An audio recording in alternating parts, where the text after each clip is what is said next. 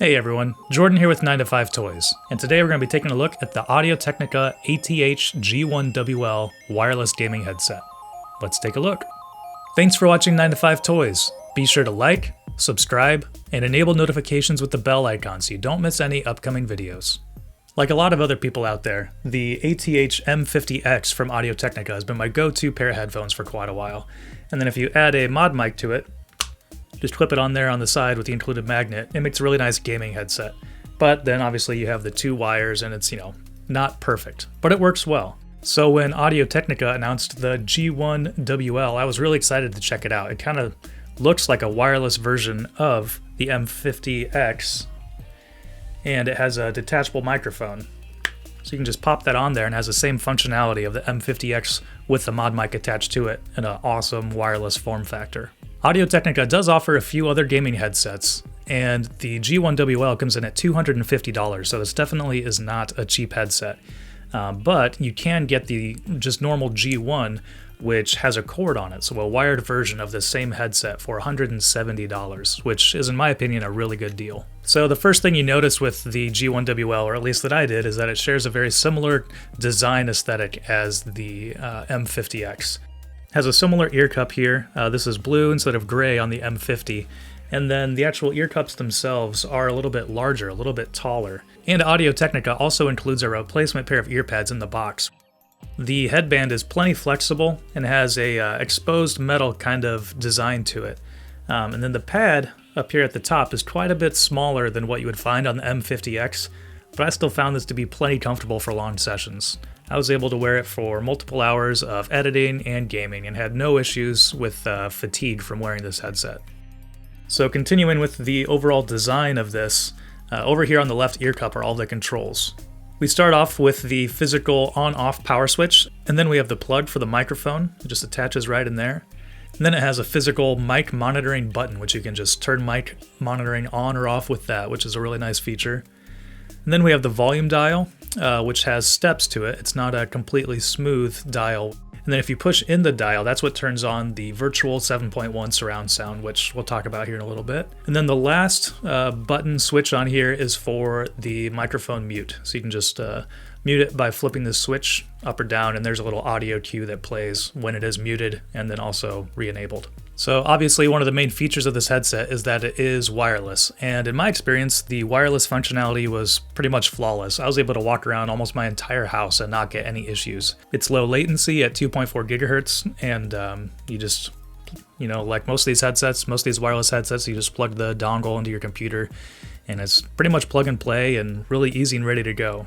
So one of the only issues with this headset is that the battery life, Audio-Technica estimates at about 16 hours, which is pretty generous. I was getting a little bit less than that. And that is a little bit of a bummer, with competitors like Sennheiser's GSP-370 getting up to 100 hours, and even Audio-Technica's own M50X BT, just Bluetooth headset, getting up to 40 hours. It's kind of a bummer that, they couldn't bump up that battery life a little bit. So that'll get you through most single gaming sessions, I would imagine. But you'll probably have to charge it, if you use it a lot, you'll have to charge it every day or every other day, which you can still use the headset while it's charging, but obviously that takes away, the whole benefit of having a wireless headset. So obviously the M50X is well regarded for its sound. It's been recommended by tons of audiophiles, and Audio-Technica has gotten a really good reputation with that pair of headphones. And the G1WL also does an incredible job with sound.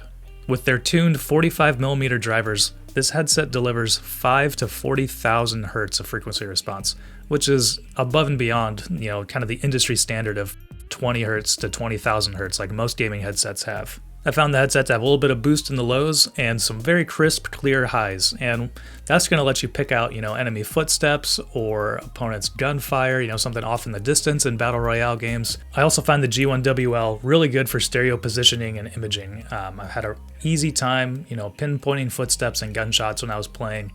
I think this is a really good headset for gaming. So one difference than some other competitors to the G1WL is that there's no companion app. That could be a good thing or a bad thing depending on if you want to go in and tweak your EQ, but it's, a great sounding headset right out of the box. And of course there are third-party applications you can go into if you really want to tweak the EQ beyond what, is shipped in the box. So the only physical way to change the sound of the headset with a button is to push in the volume button and turn on that virtual 7.1 surround sound. So there have been plenty of other headsets that have done this virtual surround sound, and I usually end up turning those off, and same with this headset. I just find I don't really like what it does to the sound. It seems to boost the mids and highs, and I just don't think it sounds natural. I think it sounds perfectly fine just in the normal mode. So one thing that really surprised me was the quality of the built-in microphone.